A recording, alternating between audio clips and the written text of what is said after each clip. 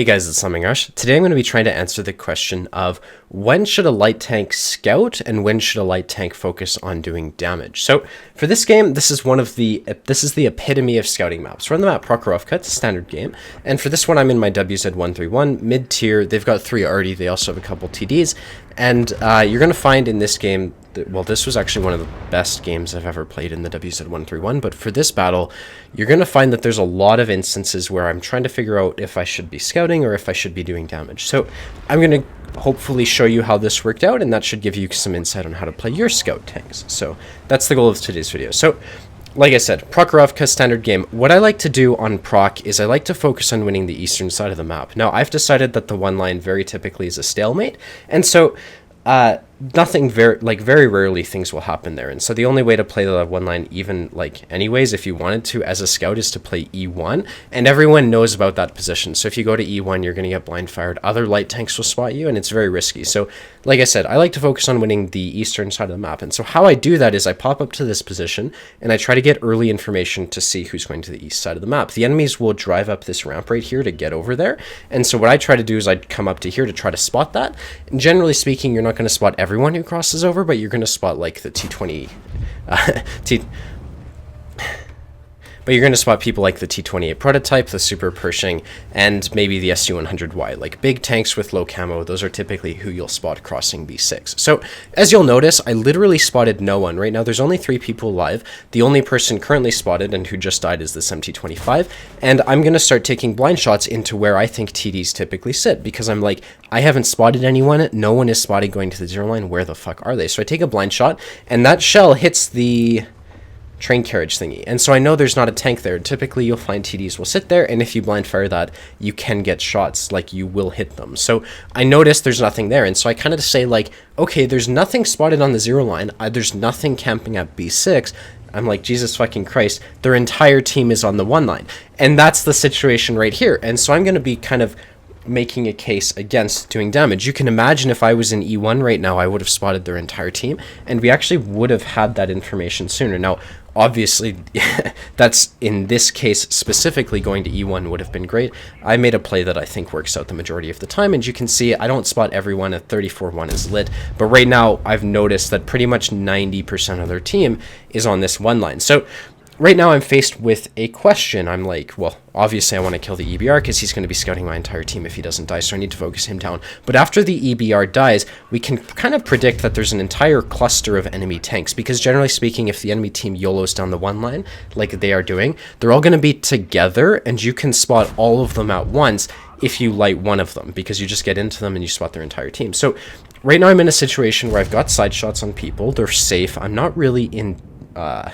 do I say it? I'm not in danger, but the enemy is inconsistently spotted, right? So they're not constantly being lit from my campers at K2, and so I'm kind of like, should I spot the entire enemy team for my team? And the way you would do that if you wanted to do this is you'd go up to this ridge or the ridge up here, and that would allow you to proxy spot the enemies if you're playing the more aggressive ridge, and maybe spot the enemies if you're playing this ridge. Now, I decide against it, but it's very tentative, because right now you can see literally basically no one's lit, and it would be very useful to the people and the arty who are sitting on the 2 line, and the arty of course, if these people were constantly lit. Now, like I said, the reason I decide not to is because I kind of noticed like we've only got 2 people who really do have shots on people, and if I were to make that play, I'd probably get YOLO'd and I wouldn't really have much support. And immediately as I make that decision, this T26 Pershing like literally sits on the ridge and takes no damage from any of my team. And so you can imagine if I was in G3 right now, I'd be getting YOLO'd by the Super Pershing and no one would be damaging him. So I made that call,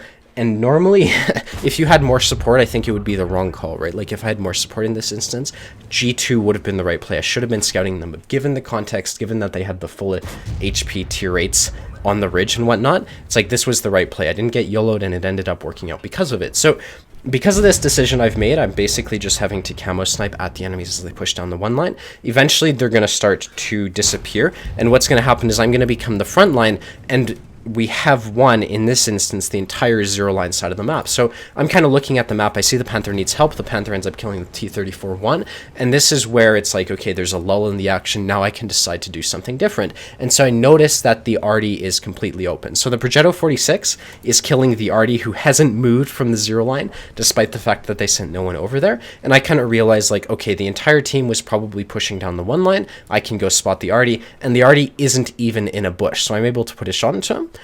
And with 200 alpha, you would expect him to be a two-shot because this thing is 200 alpha. But I end up getting the high roll here, and that actually gets me the kill on the Su-14-2, which is really great because that extra 6 seconds would have prevented me from shooting at the enemies as they push down the K line. So when the enemy pushes down the one line, if you're ever in this situation, what you have to expect is you have to expect them to then drive towards your cap, and you can, generally speaking, shoot at them as they push into your base from where I am right here. You can see as the Super Pershing pushes in, as the T-28 prototype pushes in, my position is perfect because I will have shots in them. Now, that's obviously what I'm doing. We've got the Panther and the Hummel who are actually spotting for us. Once again, we're in a light tank and we're not getting our own eyes, but because of the situation, it's like this is the right thing to do. We can put shots into the Super Pershing, who's a two-shot, and you'll notice this 3485M has shots in me, but I decide to shoot at people like the Super Pershing and the T-28 prototype anyways. I kind of figure that it's worth taking the hits. Obviously, I'd rather not take the hits, but I think it's worth the risk of taking the hits to kill people like the Super Pershing and get shots into the T-28 prototype, because I can't pen the front of the T-28 prototype even with gold. So it's like I decide to take this risk with this 3485 farming me, and it costs me a lot of HP, but it also allows me to get shots into the T-28 prototype, and that's just a split-second decision that I made. So you can see we've got the Progetto who's coming up to our left. He should be able to get shots on this T-28 prototype. You can see him on the map, and he's right here. So theoretically, he would be farming the T-28 prototype, and that guy would die. Unfortunately, the Progetto doesn't really get any shots, and it's basically just me shooting at this guy. So it's a really tricky situation. Obviously, their IS is actually unspotted as well. And so when I was playing this game, I realized that the IS was unspotted, but I kind of figured, like, he hasn't been shooting at me, so I'm just going to assume I'm safe. And this is where the game gets really stressful, because the Progetto just died. We killed a lot of them, but now it's basically a 1v3.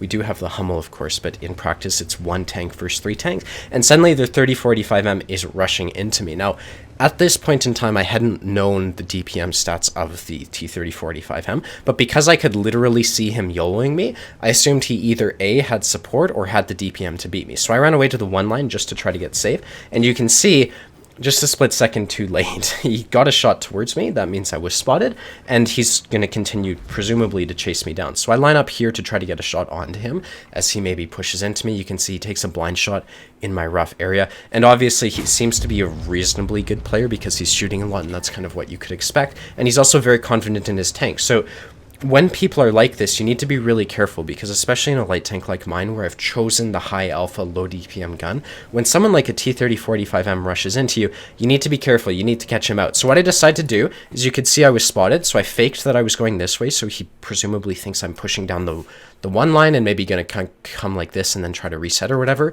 I fake that. I'm going to play on the one line instead, and I come this way, and I might fight the IS like this, but it's a risk that I take, and unfortunately it doesn't work out. You can see I'm driving, and immediately the 3045M gets spotted right to my left right here, and he reacts insanely quickly. Luckily, he misses his shot.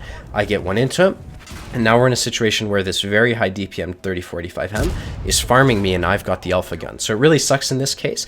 This guy is a one-shot here. I'm a two-shot for him, so luckily I'm able to get the kill. But what that means now is I'm a one-shot, and we've got a one-shot IS, and pretty much a full HP T-28 prototype who's on the cap. So what I decide to do, and this is like how you have to deal with this situation, is you need to prioritize giving yourself time. So right now, 50 seconds is not a lot of time to deal with the cap, especially because they have that Super Pershing who's on the cap and is keeping the T-28 prototype safe. So like the T-28 prototype kind of knows where I am. I need to focus on resetting to buy myself time. That might allow me to kill the IS, and then I'll also have time to work on the reset, you know, after I get the initial reset. So luckily, I get the shot on the IS. That one gets the kill, and even more luckily, he doesn't spot me right here. And so why that's very important is because we know the T-28 prototype is probably behind the Super Pershing here, and if I was lit, the T-28 prototype would be facing me and safe right here. But because I didn't get lit, because I have camo on this tank, I wasn't spotted. I was able to put a shot into the T-28 prototype, and even after actually resetting him, he didn't spot me, which is very useful. So now he knows where I am.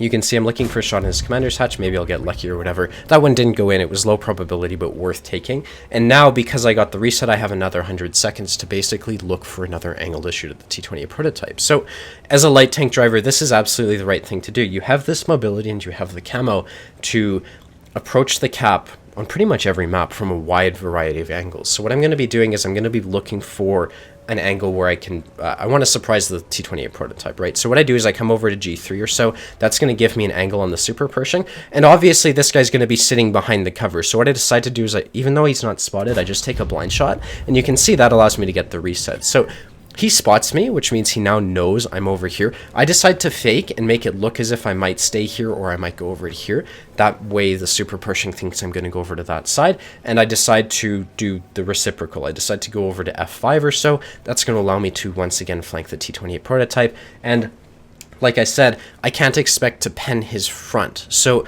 what I need to shoot at his side. So what I'm trying to do is I'm trying to bait his front to point one way so I can get behind him or whatever and pen his side, or maybe even his rear, and that's why I'm making the plays I am. If it was like a different situation where I could pen his front, I really wouldn't care about this. I would just get hull down or just use bushes or whatever and farm him, but because of this tank's pen, I have to make these plays. So once again, I'm assuming the T-28 prototype's behind the Super Pershing. I make that blind shot. Really what I should have done is I should have come over to here and then blind shotted that area, because, you know, I wouldn't have been lit in that instance. Here I got lit. That might not have worked out. He might have snapshotted me or something to that effect. And so that was a bit of a misplay there, but obviously I ended up getting the reset, and now we know the Super Pershing's a one-shot because he did get spotted. So what I've decided to do is I was considering taking the risk. I was considering pushing down this bush line. That would have allowed me to, how do I say this? Super Pershing knows I've been going back and forth. So if the Super Pershing is going to be smart, he's going to put his front towards this side, expecting me, now that I'm dark, to go in that direction. So I was thinking maybe if I push down this bush line, I can sort of flank him as he's trying to counter my plays before they happen. But I decided not to because it's kind of risky, and if I got lit, I would die. That would throw the game. And evidently, this guy doesn't seem like the greatest of players. So kind of just making a bunch of decisions really quickly right there. So what I decided to do is like I said, I decided to come to this side, and this time I'm going to go into bushes. The bushes will allow me to make sure I spot the T-28 prototype, and because he's a one-shot, I can kind of expect to kill him as after the second I shoot, basically. So I'm okay with spotting him, having his sixth sense go off, and taking my time to aim. So you can see I spot the T-28 prototype, and he has done exactly what I predicted he would do, right? He pointed his front towards this side, expecting me to come here, because that's what I've done this past 2 times. But because I've gone all the way down to K3, I actually have a bit of his side, and you can see, of course, the second I take the shot, it fucking bounces. Now I'm a one-shot, and he actually spotted me. So I'm in this situation where I've got 18 seconds left. I have to try to bait his shot, because once he shoots, I should be able to get another shot into him. That's exactly what I'm trying to do. Notice this time I shoot, I make sure the bush is solid so I won't get relit as I shoot, and that will make camo really good for me. So what I decide to do is I come up to this bush, it's solid, I aim it, he goes dark, I take the last shot of the game. That's my 5th kill, and that's the win. So let's go take a look at the end plates. That was the best game I've really ever played in the WZ131, and we'll go from there. Alrighty, so that was a mastery badge. High caliber defender, we won, of course. 61k credits, 5,908 XP. That was a double, of course, so to quote myself from the live stream, not bad for a double. We ended up doing 4,260 damage, 5 kills, 1575 base XP, which honestly is phenomenal. That's like one of those epic games. You would generally expect this much XP from like Quickie Baby level replays.